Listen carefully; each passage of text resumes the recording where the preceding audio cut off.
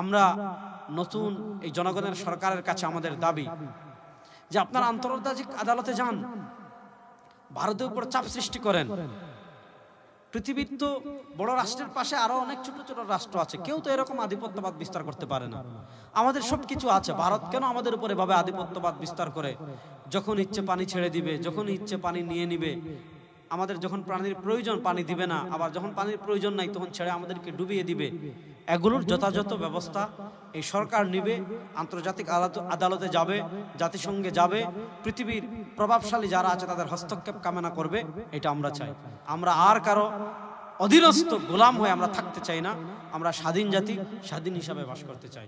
বিসমিল্লাহির রহমানির রহিম। প্রিয় দর্শক, বাংলাদেশের নোয়াখালী, কুমিল্লা, ফেনী, খাগড়াছড়ি, হবিগঞ্জ সহ মৌলভীবাজার অনেক জেলা আপনারা জানেন ভারতের বাঁধ ছেড়ে দেওয়া পানিতে তলিয়ে গিয়েছে।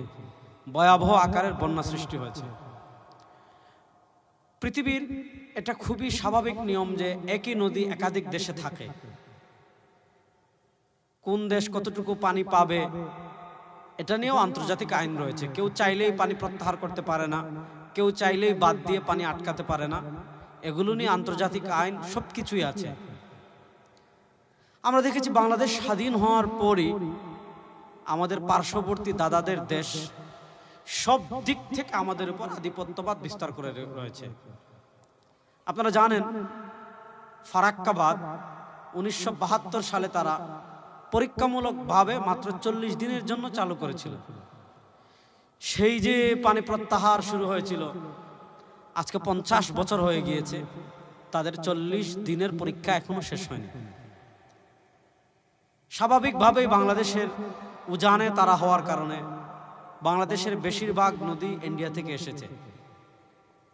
এখন দেখা যায় সব নদীতে বাদ দিয়ে তারা যাচ্ছে তাই ভাবে পানি আটকে রাখছে, যার ফলে বাংলাদেশ মরুভূমি হয়ে যাচ্ছে, বাংলাদেশের নদীগুলো শুকিয়ে যাচ্ছে। শীতকালে যখন আমাদের পানির প্রয়োজন তখন তারা আমাদেরকে পানি দিচ্ছে না। আবার বর্ষাকালে যখন তাদের দেশে পানি বেশি হয়ে যাচ্ছে তখন বাঁধ ছেড়ে পুরো বাংলাদেশকে তারা ডুবিয়ে দিচ্ছে।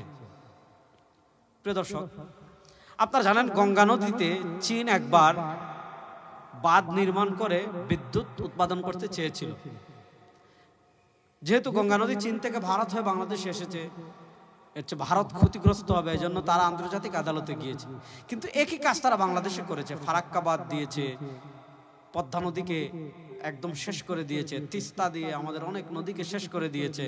পুরো বাংলাদেশকে তারা মরুভূমি বানানোর চক্রান্ত করছে। আমরা এমন এক জাতি, আমাদের দেশে যারা ক্ষমতায় আসে কেন জানি তারা দিল্লির পাছাটা হয়ে যায়, দাদাদের পাছাটা হয়ে যায়। আমরা দিচ্ছি তাদেরকে, করিডোর দিয়েছি, ট্রানজিট দিয়েছি, বন্দর সুবিধা দিয়েছি, গ্যাস দিয়েছি, এত কিছু দিয়েছি যে সাবেক একজন স্বৈরাচার যিনি কিছুদিন আগে বিদায় নিয়েছেন তিনি বলেছিলেন এত দিয়েছি যে তারা ভুলতে পারবে না। আরেক বেহায়া বলেছিল বাংলাদেশ ভারতের সম্পর্ক স্বামী স্ত্রী। ভারত আমাদের প্রতিবেশী রাষ্ট্র, তাদের সাথে আমাদের সুসম্পর্ক থাকতেই পারে পররাষ্ট্রনীতি অনুসরণ করে, কিন্তু তার অর্থ এই নয় যে আমরা তাদের গোলাম হয়ে যাব। তারা যখনই ইচ্ছা আমাদেরকে ভাতে মারবে, যখনই ইচ্ছা আমাদেরকে পানিতে মারবে, যখনই ইচ্ছা আমাদের বন্দর ব্যবহার করবে, যখনই ইচ্ছা পৃথিবীর সবচেয়ে সস্তা ট্রানজিট আমাদের দেশে ব্যবহার করবে। এমন স্বাধীনতা আমরা চাই না, এমন নতজানু পররাষ্ট্রনীতিও আমরা চাই না। কিছুদিন পর পর আমাদের দেশে বন্যা হবে, আমরা ত্রাণ নিয়ে যাব, আমরা মানুষের পাশে দাঁড়াবো। হ্যাঁ, এটা আমাদের মৌলিক দাবি যে আমার এক ভাই বিপদে পড়লে আমরা তাদের পাশে দাঁড়াবো। এটা আমাদের মৌলিক, আমাদের মনুষ্যত্বের দাবি, ইসলামের দাবি, আমরা দাঁড়াবো। কিন্তু কিছুদিন প্রত্যেক বছর একবার তারা সিলেটকে ডুবাবে, একবার তারা চট্টগ্রাম ডুবাবে, একবার তারা ফেনী ডুবাবে, কুমিল্লা ডুবাবে। এটা তো আমরা চাই না। আমরা চাই এই যে একটা আধিপত্যবাদ দাদাদের, এটা শেষ হোক। বাংলাদেশ তার পানির ন্যায্য অধিকার পাক।